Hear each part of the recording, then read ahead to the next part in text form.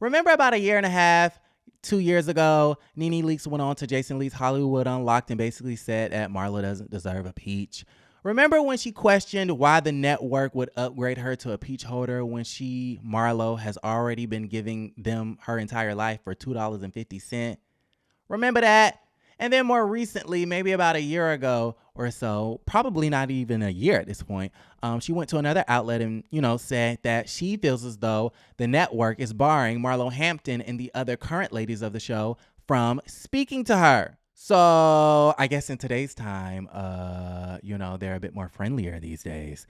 Okay, I know some of you guys in the comments are like, they've always been friends. Well, maybe they've always been friends, but it doesn't seem like Nene has been too friendly. Okay, just saying. That's my personal opinion.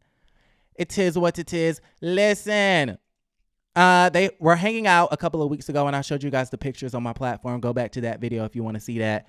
But this is Nene Leakes on Instagram, and she gave Miss Marlo Hampton a happy birthday post. Happy birthday, Marlo Hampton.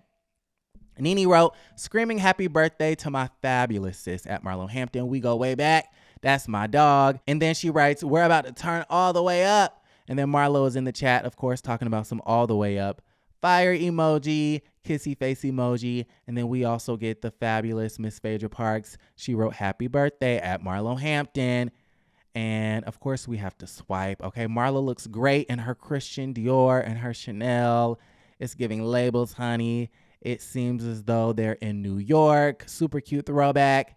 It's giving Tea Party tees with the Christian Dior-esque, because I don't know, saddlebag. Y'all, I'm learning my designers, okay? Listen, I have an eye, right? I've been paying attention to the fashions and things like that. And then we have that photo. We have these two at the Lenithia Lounge. Now, this photo, I don't really too much like. I don't like Marlo's look. Usually Marlo does it for me, but this right here, it was like a no. Like, I like Nene's outfit a little bit better. And it looks like this was at Swag Boutique. R.I.P. to Swag Boutique. Okay. R.I.P. to the girl who I used to be. Anyways, so yeah, that's that. So I basically just bring that up to say, won't he do it? Won't he do it? Now, if I was Marlo Hampton, I would not be friends with sis. Because like I said, y'all say that they've always been friends, but how close are you guys really? Like, how strong is the bond really if in your head you're thinking, oh my God, she probably can't talk to me because NBC Universal is barring her from speaking to me and all of this stuff. And I don't even really think that Nene even believed that. You're saying that because honestly, I'm not discounting or discrediting her experience while working with Bravo, but it's giving disgruntled ex-employee in the same manner that you went on to, what was it? The Breakfast Club and whatnot, talking about none of the girls are stars and the starless Robyn Dixon, and you don't know Eboni K. Williams, child. Okay, Nene is so hot and cold.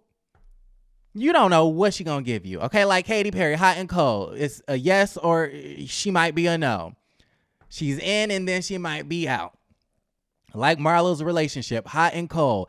One day she knows Eboni K. Williams and the next day she doesn't. She went onto the platform, I think it was the Breakfast Club, yeah, and basically said that, she doesn't even know who Eboni K. Williams is. And then the very next day, Eboni K. Williams went on and sat in the same seat that Nene sat in and gave us the receipts and said, well, my first ever interaction with Nene Leakes was when she DM'd me, asking me, trying to get my number. So how you don't know me, sis, if you're reaching out to me? Probably to get some advice on, her little lawsuit. Okay, that was dismissed, and they're claiming that she got $20 million. I don't think she got... Speaking of the starless Robyn Dixon, I find that to be so hilarious. But I mentioned the Breakfast Club and her doing all that because, it was giving disgruntled ex-employee. Like, you dragging Giselle and Robyn and, you may have been correct, and a lot of people did agree that Giselle and Robyn are not stars. They're not famous. But it was giving, like, disgruntled ex-employee. Like, it really was. And listen, if I felt two ways and if I felt, like I was slighted with the network after I gave them all those ratings and all of those great years and all of those great moments and memeable quotes and GIFs and stuff like that, I might be a little bitter my damn self, all right? But speaking of the starless Robyn Dixon, y'all, you got to go ahead and look at this screenshot. Remember last Sunday night, Robyn Dixon took to Watch What Happens Live. And so to promote the show, she posted on Instagram with this selfie and basically said, tune in to Watch What Happens Live to watch me, the starless Robyn Dixon. And I gagged. Okay, it's a Robyn Dixon trying to match Nene's energy for me. We have some more Housewives updates. Kandi Burruss Tucker did a vlog on her YouTube channel. I'll go ahead and link it down below. If you're not watching, you got to watch because she has so many tidbits. 3 bullet points that I wrote down. She claims that in season 15 of RHOA, there are so many big arguments that she's a part of this season. And y'all, she's been teasing this everywhere. She has been teasing this everywhere. She was on the Grammys red carpet talking about the whole first half of the season is about me. How Alexia said from Miami, I'm the star. Okay, Alexia is not starless, but she's a star, and the show is about her. How Krishan said on Baddies West, this show is about me, and I'm putting everybody else on, including Natalie. Okay, so that's Kandi this season, child. All right, Kandi's like the whole first half of the season is about her. She has been a part of so many big arguments. There were 3 times, she states, where she was ready to fight somebody, and the fans will have a lot to watch this season. All right, you guys. So I want to go ahead and keep you guys updated on the Real Housewives Ultimate Girls Trip 4.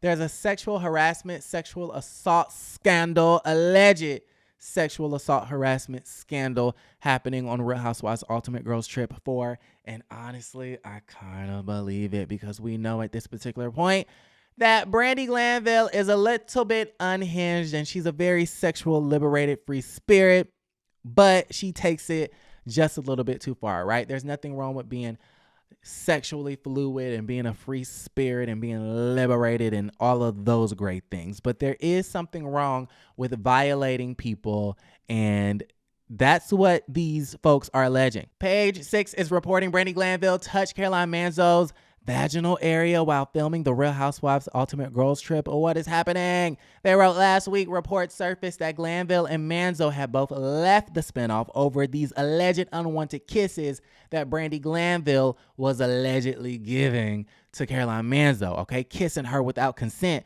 But Page 6 is being told that the incident was significantly more serious and that Brandi allegedly touched Caroline Manzo's breast area and vaginal area over her clothes during one interaction. Multiple sources claim that the cast was partying as a group in a private home while filming the season in Morocco, and Brandi Glanville randomly stuck her tongue down Caroline Manzo's throat. We're told that the incident made Caroline Manzo feel very, very uncomfortable. Listen, soon after, Manzo, Brandi Glanville, Alex McCord, and a 4th cast member all allegedly went to the bathroom together, sources say.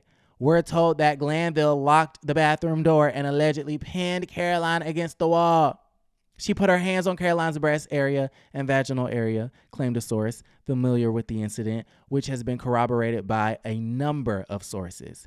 We are told production company Shed Productions had provided alcohol for the cast, and that Glanville, whose behavior has raised concerns about problem drinking in the past, appeared drunk during the incident.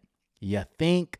Duh. Brandi Glanville, this is all alleged. It's alleged. It's allegedly. However, I believe it. I believe it. I believe it because did y'all not watch Brandi Glanville on Real Housewives Ultimate Girls Trip 2? The woman is a freak. I mean, the woman is horny. The woman, how they say about Karen, will fuck any dick walking. Okay? And will kiss on anything that look like a pair of lips. This sounds like harassment. This sounds like assault. This sounds like a lawsuit. This sounds like you really made this woman feel uncomfortable and you really pissed her off, which is the reason why she didn't left the damn show early. And I find that to be extremely unfortunate. However, you know, I believe it. I don't know if this is true, but I believe it. Brandi Glanville is unhinged. And when she gets drunk, it's a scary, scary sight. Y'all got to let me know how y'all feel about the entire situation. Are you guys excited for this new season of Ultimate Girls Trip? I think Phaedra and Eva are back. So I'm super excited about that. Like the video, subscribe to the channel, and don't forget to create a great day.